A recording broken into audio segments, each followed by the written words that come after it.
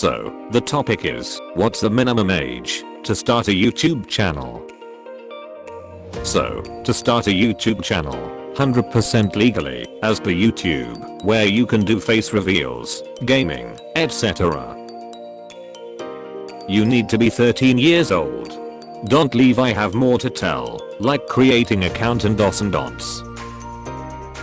Thanks for staying. By the way, let's continue on our topic. So, when you are technically 13 years old, you can create your Gmail account with your own name and age.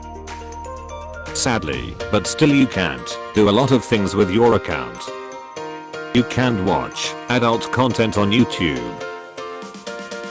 You can't give slangs, don't give please, you are a kid. If by chance someone reports your video, that content might be removed.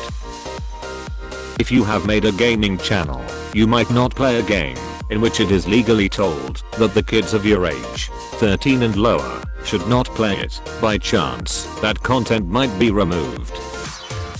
You can't do things on the internet in which kids are not allowed, like some social media apps.